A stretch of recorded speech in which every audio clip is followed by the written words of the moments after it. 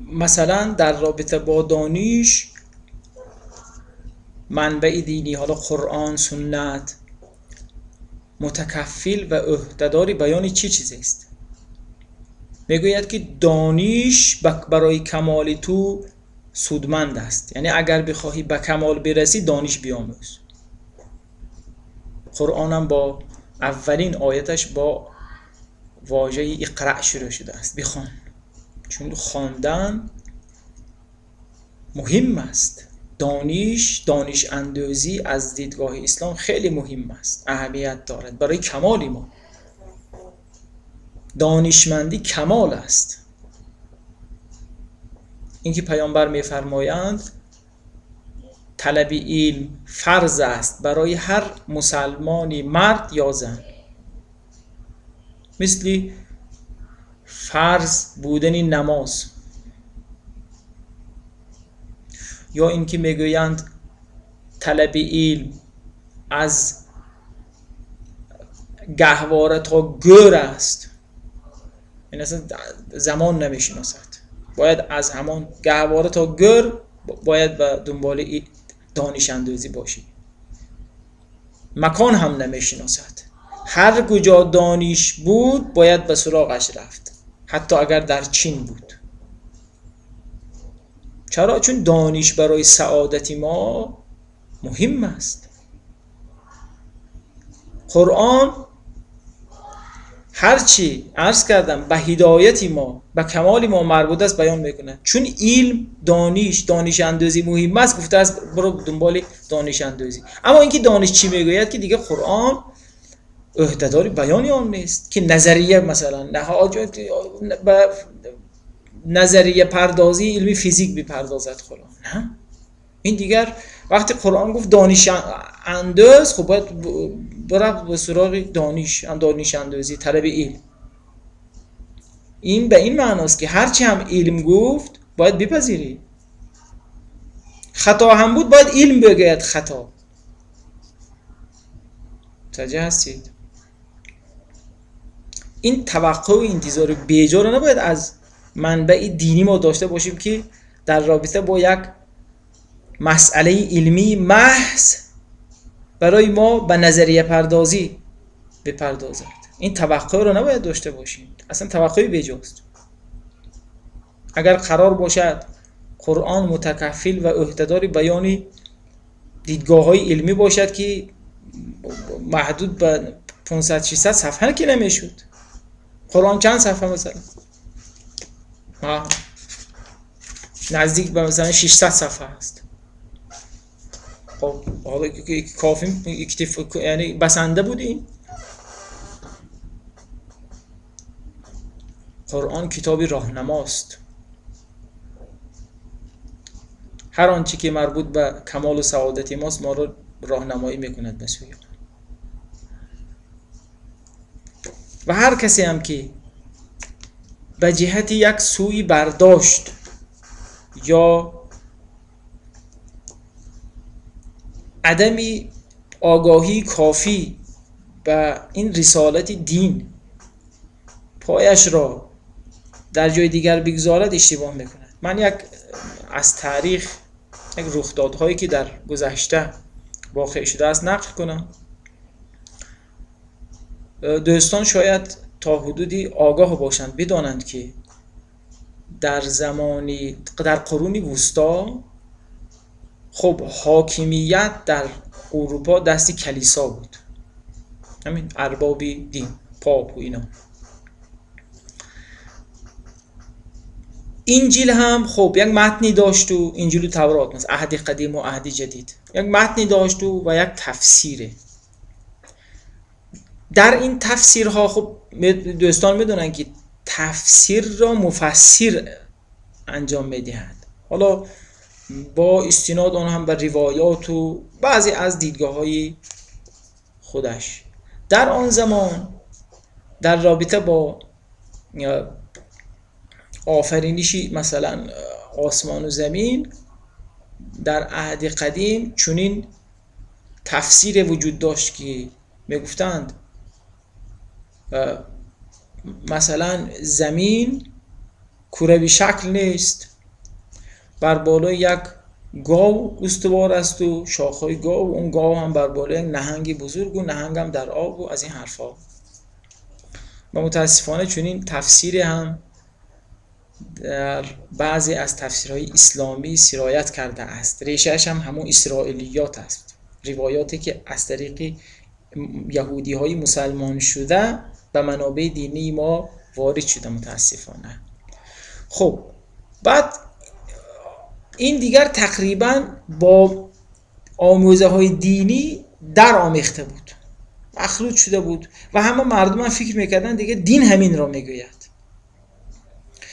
وقتی در همون زمان دانشمندان ظهور کردند مثل کوپرنیک، برونو، جاردانو برونو و گالیله، اینا یک دیدگاه های دیگر مطرح کردند. گفتند که آقا این اشتباه میکنید، زمین کروی شکل است. یا این دیدگاه که زمین مرکز است و همه چیز در اطراف زمین میچرخد، خب اشتباه است، مرکز خورشید است. یا همچنین دیدگاه های علمی را با تکیه بر یافته های علمی ها، تحقیقات علومی تجربی مطرح کردند و دین باورانی آن زمان سخت به مخالفت پرداختند که شما حرفی میزنید مخالف دین.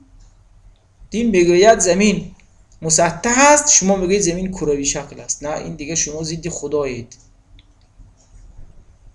نه تنها به فقط گفتن اکتفا کردن، بعضی از این بزرگان را سوختند. برونو را فکر میکنم، جاردانو برونو یا کوپرنیک را سوختند در آتش، گفتند تو کافری، مرتدی، علیه سخن خدا سخن گفتی.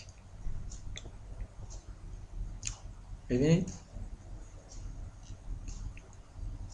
در تفسیرهای ما هم این تمامی سخنانی که در رابطه با چگونگی خلقت آدم هست و خیلی ها مثلا سخت به آن چسبیده اند مسلمانان، اینها همش در متن قرآن نیست. مثلا این که آدم اولین موجودی روی زمین بود، آیا قرآن به صراحت در این مورد چیزی گفته است؟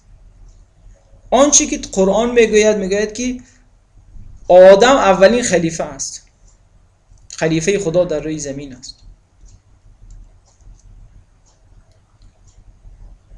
متوجه هستی؟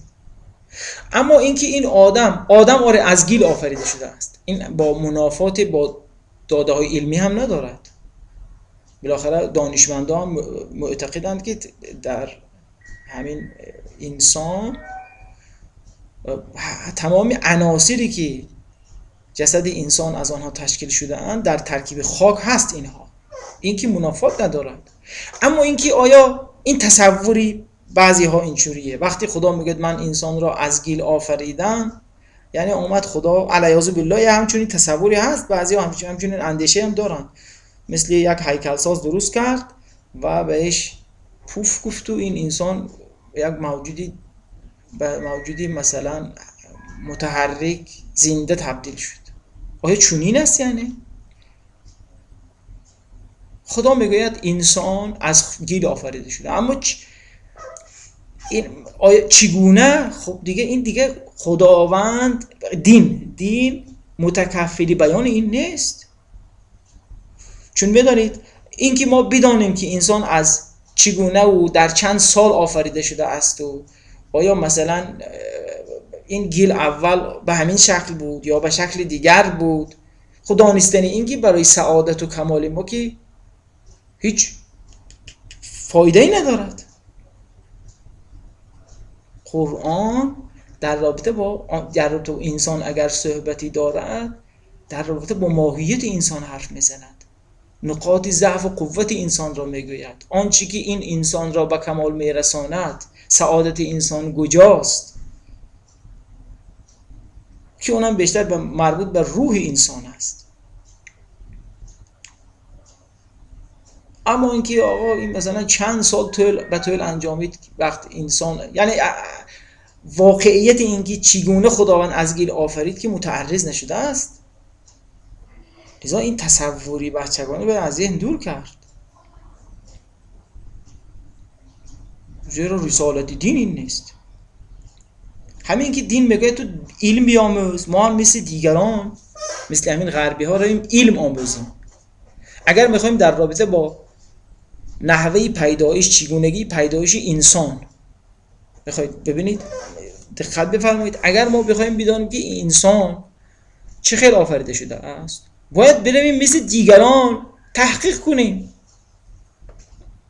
داروین هم که این اگر این حرف زد که از جیبش که نزد، از کیسش که نزد، نه فلسفید که نه خوابید، تو خوابش نیامد، آمد رفت کار کرد، رفت دید، پژوهش کرد، آزمایش کرد، تجربه، یعنی ببینید کاری میدانی کرد، بعد این دیدگاه ها را ابراز داشت. ببینید اگر خطا هم بود، توجه بفرمایید، من نمیگم این دیدگاه درست است، اگر خطا هم باشد این را چی کسی باید خطا بگوید؟ با یک زیستشناس دیگر. اگر یک مسلمان هم، خب مسلمان هم بگوید آقای داروین تو خطا میگویی، دلیل این مسلمان تحقیق و پژوهش های میدانی باشد، نه متون دینی. اشتباه هستیم.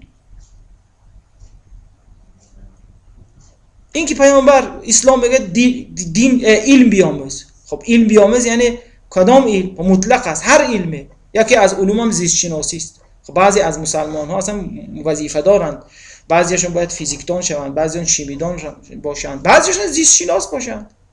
خب حالا در رابطه با آدم چگونگی پیدایش انسان مثلا دیدگاهی میخوای ابراز بداری، رو تحقیق کن. اما تو رفتی با استناد بر یک معرفت دینی حرف زدن، این اشتباه، چون دین عهدهدار بیان این چیزها نیست.